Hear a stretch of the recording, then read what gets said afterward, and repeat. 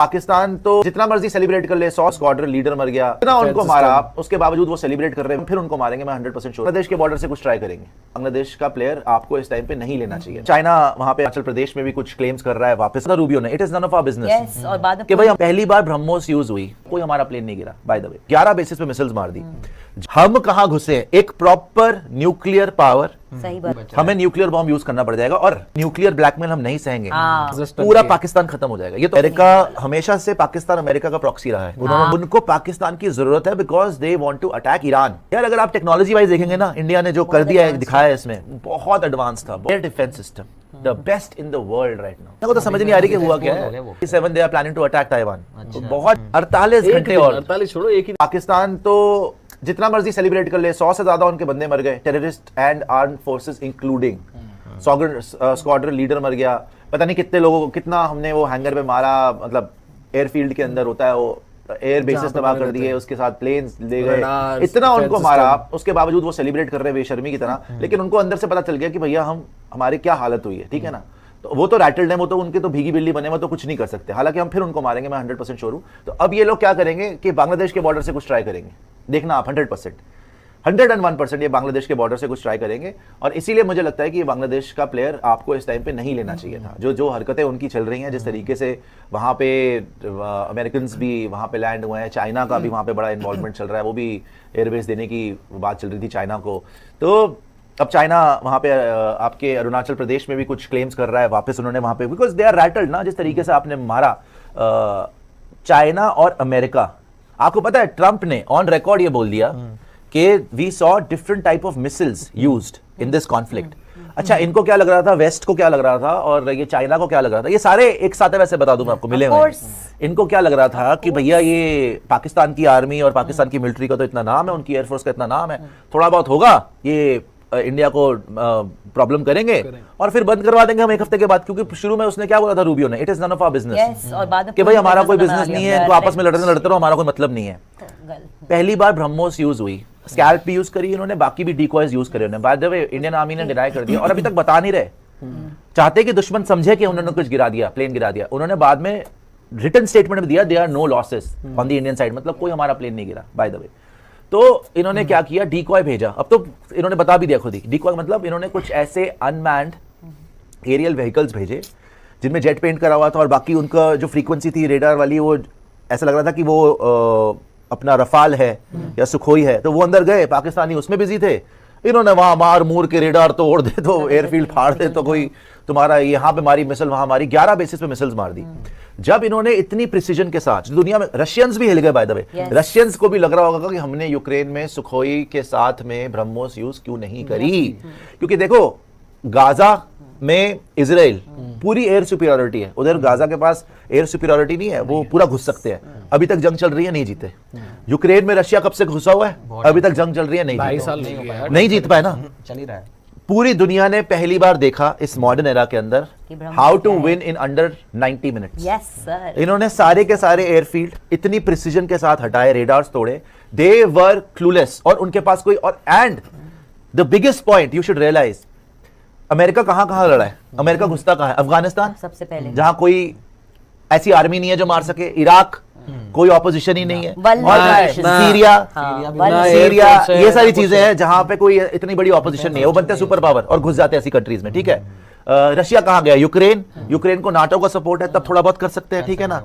हम कहां घुसे, एक proper nuclear power with a state which is owned by its military, right? वहां पे आर्मी रूल करती है, जिसकी एयरफोर्स बहुत ओवर हाइप थी कि जी एयरफोर्स हमारी नंबर 1 है। हम वहां घुसे हैं, within 90 minutes we finish them of.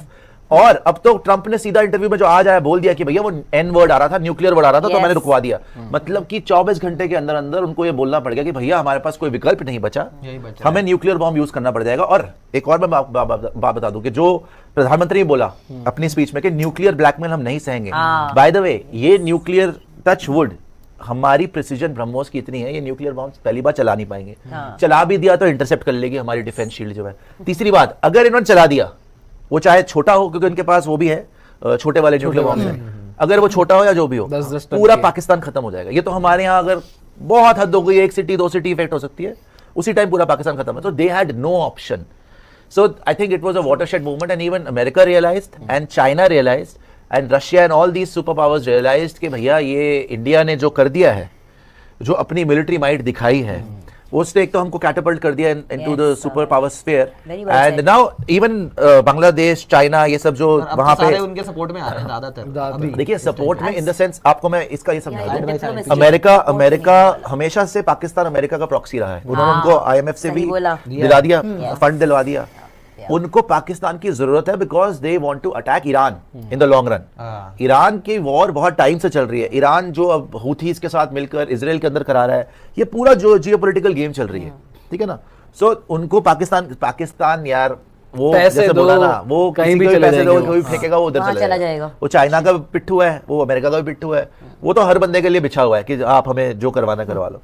But India ने जो दिखा दिया with first time supersonic cruise measles, कि भैया ये सिर्फ एयर टू एयर कॉम्बैट की मत सोचो कि हमारे पास फिफ्थ जनरेशन जेट आ गया तो कोई 6th जनरेशन जेट आ जाएगा तो ये हो जाएगा। ये सिर्फ एयर टू एयर वॉर नहीं है, ये एयर टू सरफेस में अगर इतनी, बाय द वे हमारा अपना सैटेलाइट सिस्टम था, GPS नहीं था, नाविक सिस्टम है यार। अगर आप टेक्नोलॉजी वाइज देखेंगे ना, इंडिया ने जो कर दिया है, दिखाया है, इसमें बहुत एडवांस था, बहुत एडवांस था। नाविक सिस्टम हमारे पास अपना सैटेलाइट्स का, ब्रह्मोस वगैरह जो हमारी मिसाइल्स थी उनका कोऑर्डिनेट्स हमारा air defence system the best in the world right now, the best in the world.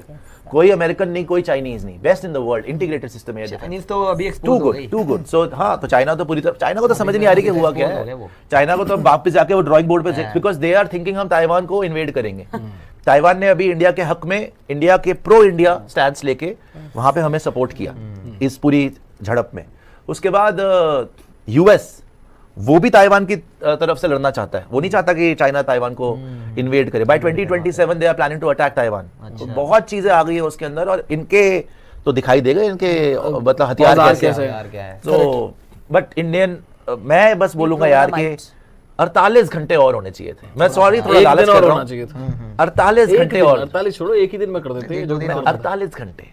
देखिए एक दिन में भी बहुत था, लेकिन 48 में तो फिर काम तो भी नहीं था।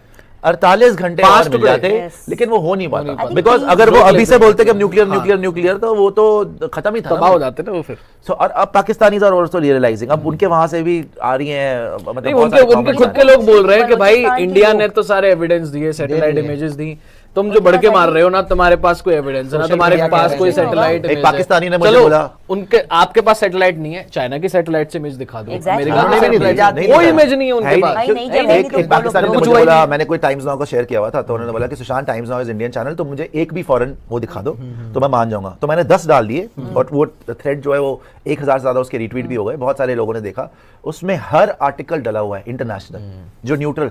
सबसे पहले वॉशिंगटन पोस्ट, जिसमें वॉशिंगटन पोस्ट बोल रहा है ये, और द वॉशिंगटन पोस्ट ना ज्यादातर इंडिया प्रो नहीं रहता, वो सारे के सारे वेस्टर्न और पाकिस्तानी प्रोपेगेंडा करते हैं। उसमें उसने लिखा है प्रॉपर्ली कि सारा का सारा डैमेज इंडिया ने पाकिस्तान को करा, पाकिस्तान कुछ भी नहीं कर पाया।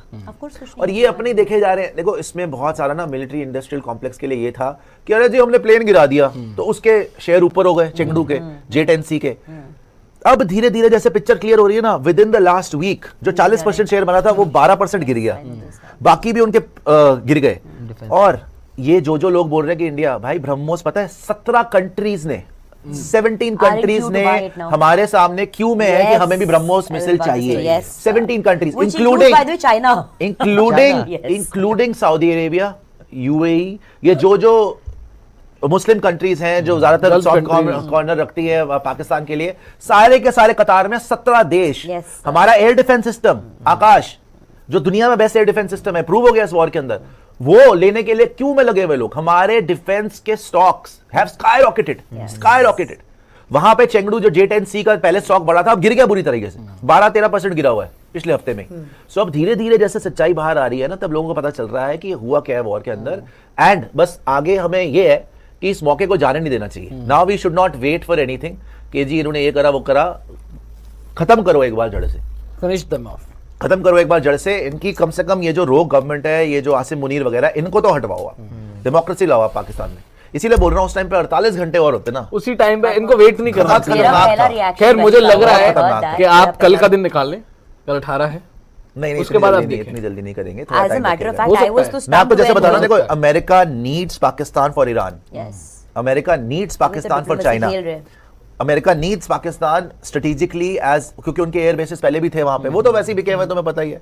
और चाइना की तो वैसी हालत खराब हो गई है देख के कि इंडियंस ने किया क्या है, वहां कर सकते तो वहां पे भी कर सकते हैं, तुम्हारा डिफेंस सिस्टम यहाँ नहीं चला तो वहां कहाँ चल जाएगा।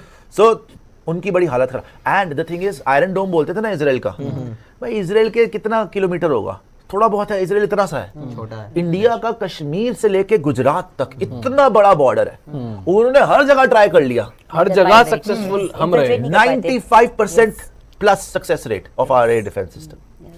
बिकॉज़ इंटरसेप्ट हो गए। इवन हमारे 1000 किलोमीटर का तो border होगा इवन पूरा। हमारे जितने भी खुद के एक्स वेटरन्स हैं, आर्मी वाले हैं, उनको भी नहीं यकीन हो रहा कि ये ऑपरेशन कितना बड़े लेवल पे सक्सेसफुल हुआ। बहुत सही बोला। स्पेशली जो कोऑर्डिनेट्स, मतलब जो प्रिसीजन थी ना, ब्रह्मोस की, स्कैल्प की, हैमर की, जो हमने लॉक यार करके हमारे उड़ाया है। फाइटर्स की उसमें दाद देनी पड़ेगी, किस प्रिसीजन से उन्होंने ही मारा। यार वो तो है ही, मतलब Split second में उनका skill, ने भी इंडियन अभी एयरफोर्स